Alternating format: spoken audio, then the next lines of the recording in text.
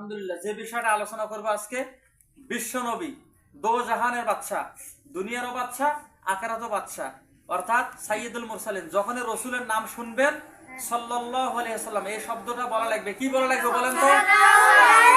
বলেন আমার সাথে, সাল্লাল্লাহু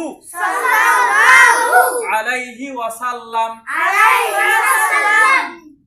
বিশ্ব নবী সাল্লাল্লাহু আলাইহি সাল্লাম বলেন, সাল্লাল্লাহু আলাইহি সাল্লাম।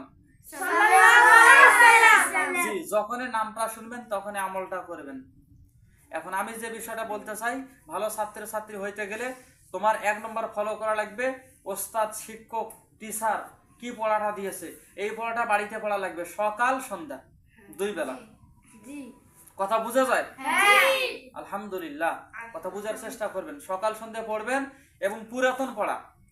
তোমাদের মাখরাজ যে কয়টা হয়েছে, আলিফ টু ইয়ে, মানে 1 নম্বর থেকে 17টা মাখরাজ, 17টা মাখরাজ পর্যন্ত তোমাকে পড়া লাগবে প্রত্যেক দিন সকাল সন্ধ্যে। এখন তুমি যদি মনে করেন আমার তো মুখস্থ আছে, আমি তো পারি, সবার আগে দিতে পারি, বাড়িতে আজকে পড়লে না, অলসতা করলে, কালকে পড়লে না, এখন শয়তান এমন ভাবে তোমাকে ধোকা দিবে, শয়তানের একটা বেড়াজাল চক্রান্ত আমি বলে দেই। শয়তান এমন ভাবে তোমাকে ধোকা দিবে, যেদিন পড়া হবে না ওই দিনকে শয়তান আসে চাপ দিবে তোমার উপরে, ভর করে বলবে যে বাবা আজকে যাওয়ার দরকার নেই, আজকে তোমার তো পড়া হয়েই নেই, গেলে হুজুর মারি দিবে। কথা বলেন ঠিক কিনা? শয়তান এইভাবে ধোকা দিবে। তারপরের দিনে বলবে আজকে দেরি হয়েছে, যাওয়ার দরকার নেই, সময় শেষ, প্রায় অর্ধেক পড়া, অর্ধেক তো হয়ে গেছে। এক একদিন এক একটা ঝামেলা আসবে।